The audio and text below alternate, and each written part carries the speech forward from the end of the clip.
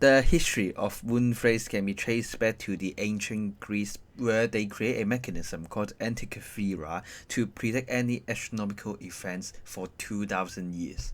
But what exactly is a moonphase, or what is the purpose and how does a moonphase really work? So the moonphase is a practical way to describing the visual part of the moon.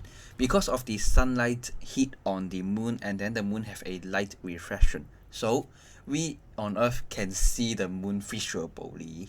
And so the moonphase mechanism is to displace the sunlit position of the moon, that every 29 half days is a lunar cycle. Once a lunar cycle is complete, the second moon appears and then the cycle continue. So that's why every disk have two identical moons sit on there. And then back to the first half of the 14th century, the world's first moonphase horology is constructed called Torre dell'orologio, which translates to clock tower, which is also the world's oldest astronomical clock.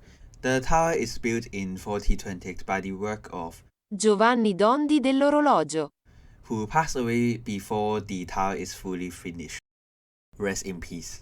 But back to the clock. As we can see, the clock have a single hand that indicate both hour and minute. The clock also includes the date, month, and year, similar to perpetual calendar. It also shows the position of the sun and most importantly, the moonphase indicator right here. This astronomical clock keeps track of 3 cycle rotations. First is the circular rotation of the Earth. Second is the moon around the Earth. And third is the Earth rotation around the sun. And then now move on to the grandfather clock era, which is also referred as a Longcase Clock. We must first talk about a man who called Galileo Galilei. When he was 18 years old in 1582, he was praying in the Cathedral of Pisa. He saw a church member light a candle and realized the candle itself kept swinging back and front. Galileo was fascinated with this phenomenon and thus timed the swing using his face and discovered, regardless of how wide or narrow the candle achieved, it took the exact same amount of time from the candle swing from one side to the other. And then 2 decades later, beginning around 1602, Galileo attempting to build a clock that used a pendulum precise movement in order to accurately regulate time measurement in the form of a clock to measure time. And this is the escapement he created around 1637 of the clock design. Despite the fact that Galileo was blind, but he was still able to communicate the design to his son, who drew the mechanism of the clock concept. Unfortunately, they were never able to make it function properly and they both passed away. But Galileo made an invaluable contribution to watchmaking. Many decades later, in 1656, a Dutchman named Christian Huygens was deeply inspired by Galileo's research into the pendulums. After many experiments, Huygens became the first person to use a pendulum to successfully drive a clock. Soon after his invention, many clockmakers began encasing pendulum clock in wood cases, and thus the long clock was born.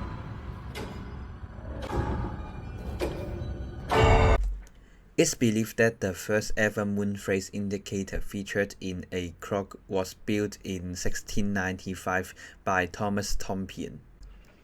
And this clock is also believed to be the first perpetual calendar ever built in a clock.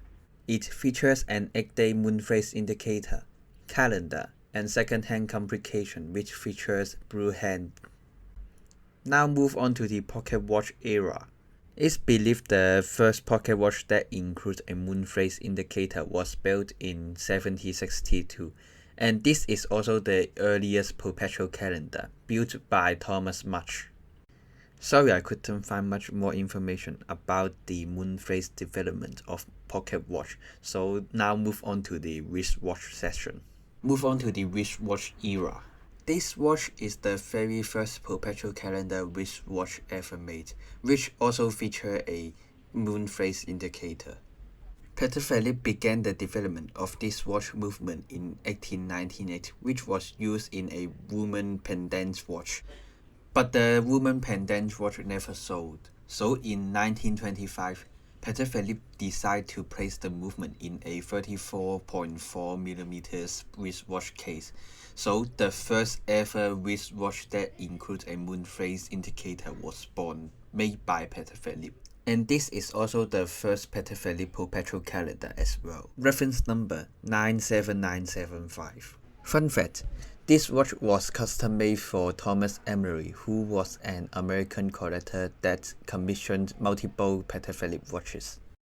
So after talk about the queen of the watch industry, now we can move on to the king, Rolex. So the Rolex first moonphase was made from 1949 to 1952. Reference number 8171, and it is a triple date moonphase. It's believed the 8171 have around 300 in yellow gold and 300 in pink gold, and even more in stainless steel. And it is 38mm, which is very large at that time. Then to 1953, Rolex discontinued the 8171 and bring the new triple date moonphase, which is 6062, the world's first waterproof triple date moonphase watch ever made. The 6062 have around 350 yellow gold version, 15 pink gold, and then around 100 stainless steel version. So the main part of the development of moonphase watch come to this end, and then there have so many different models I want to talk about, but I can't include all of them in one single video. So I want to talk about a special watch, and this is the Rolex 6062, owned by the last emperor of Vietnam, Bao Dai. And this watch was sold for over $5 million in Geneva. But what makes this watch so special? Not only this watch is owned by the last emperor of Vietnam, this 6062 is also one of the only 3 black dial model that set with diamond markers, encased in yellow gold. This timepiece is not only extremely desirable due to its imperial provenance, but is also a condensate of Rolex genetic code, the iconic oyster case, a Rolex perpetual in-house movement, and of course, the ultimate rarity of a full calendar complication featuring a moonphase displays. Not only that, the watch witnessed the fall of the last emperor of Vietnam, but also the incoming of the Vietnam War.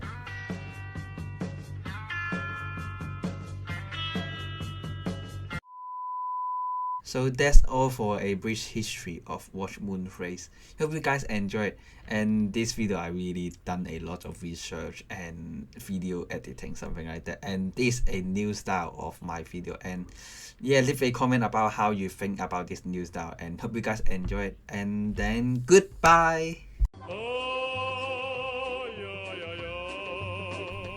He saw a church member light a candle and realized the candle and then to the Hey guys, so this is a new video about a brief history of watch moonphase. But before we get into the video, I have something need to say. First, why I haven't been upload a single video for 3 months, cause I broke up with my girlfriend, which have a 3 years of relationship, and I gave me some time for recovery for at least 1 or 2 months. I don't remember. I just gave me a lot of time just for the recovery, and now I finally have the motivation to making a new video for you guys. Just want to achieve my goal like Nicolas the horse, and he inspired me a lot, like get into the watch industry and making videos, something like that. And yeah, now I finally have the will to making a new video, and I have put a lot of effort for the research, for I don't know, editing, something like that. And hope you guys enjoyed. Let the videos begin. Okay.